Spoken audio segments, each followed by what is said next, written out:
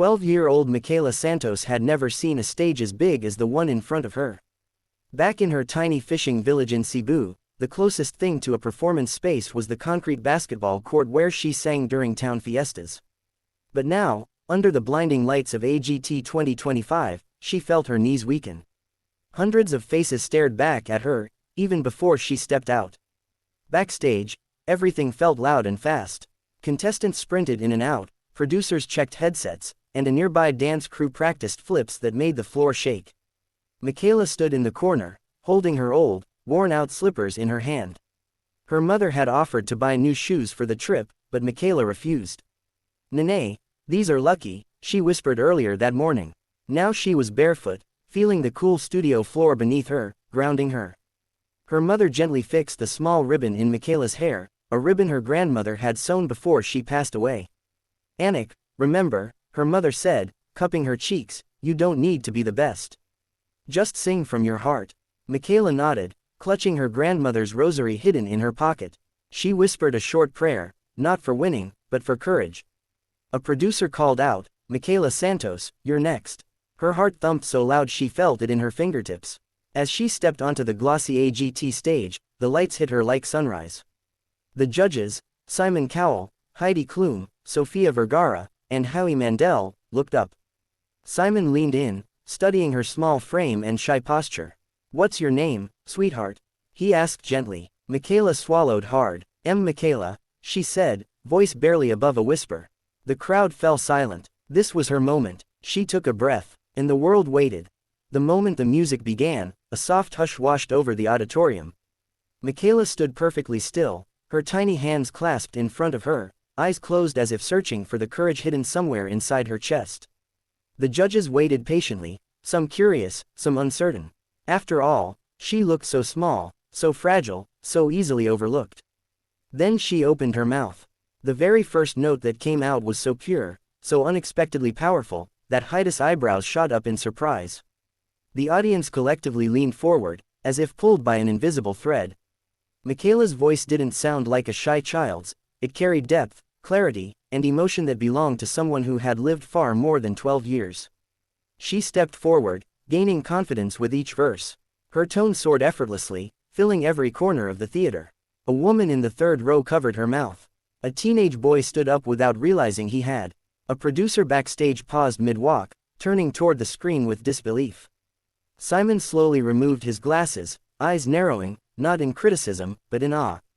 It was rare for him to react so quickly, but Michaela's voice held something he couldn't quite explain: truth, pain, hope, something real. As the chorus built, Michaela remembered the nights she practiced while her father mended fishing nets by candlelight. She remembered her grandmother teaching her lullabies, her mother working double shifts to make the trip to America possible. All of it poured into her voice, the struggles, the dreams, the longing. When she reached the high note, the one she had always feared, she hit it with flawless precision, her voice ringing out like a bell. For a moment, no one breathed. When Michaela glided into the bridge of the song, something shifted in the room. The energy changed, softened, deepened. Even the air felt still, as though every person in the theater was afraid to move and break the magic unfolding before them. Simon, who had leaned back earlier with folded arms, now sat forward with his elbows on the table, eyes locked on Michaela. He wasn't just listening, he was feeling.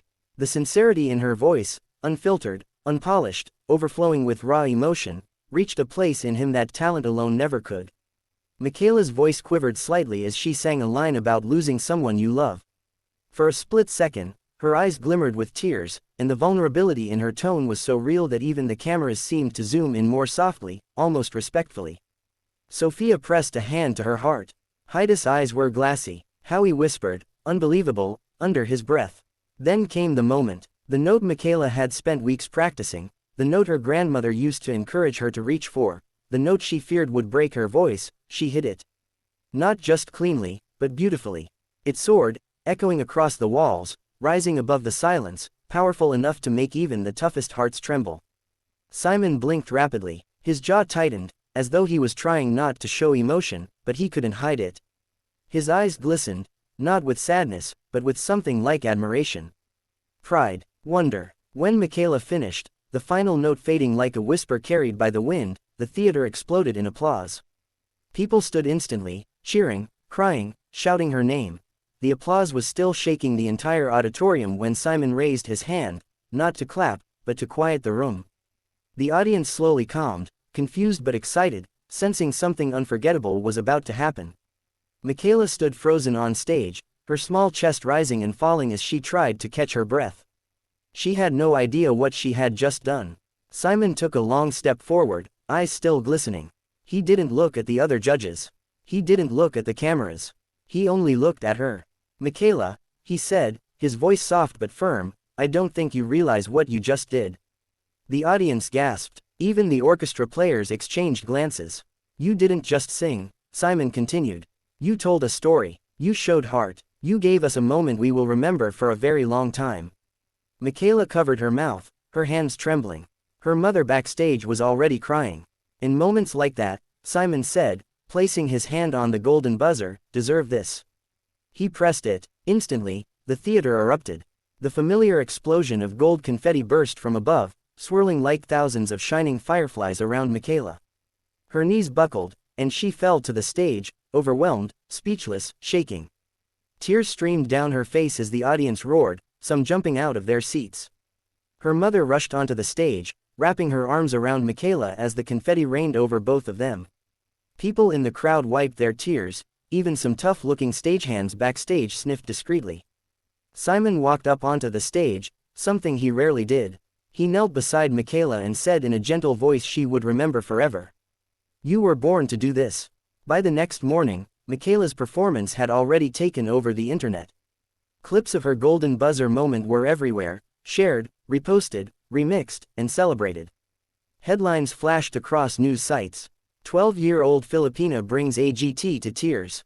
Michaela Santos, the voice that stunned Simon Cowell. Cebu teen's golden buzzer breaks the internet. In her small fishing village back in Cebu, neighbors gathered in front of the only big TV in the barangay hall. Some sat on plastic chairs, others stood by open windows. When the confetti rained down on screen, the entire room erupted in cheers.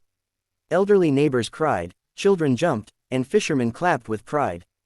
"That's our Michaela," one shouted, voice cracking. At her school, teachers replayed the video again and again, unable to believe that the quiet girl who used to sing during flag ceremonies was now being watched by millions. Messages overwhelmed her family's phones, congratulations, blessings, invitations, and even offers of help. Meanwhile, in Los Angeles, Michaela sat on her hotel balcony, wrapped in a blanket. She looked out at the city lights, unable to process how her life had changed in just 24 hours. Her mother sat beside her, gently rubbing her back. "Anik," she whispered, "the world finally sees what we've always seen." Michaela's eyes softened. "Nene, did I really deserve it?" Her mother smiled. "You didn't just deserve it. You earned it." As night settled, Michaela replayed every moment, the silence before she sang, the crowd rising, Simon pressing the golden buzzer. For the first time, she allowed herself to believe that this dream, her dream, was real. From a tiny village to the biggest stage in the world, Michaela was no longer just a shy girl from Cebu.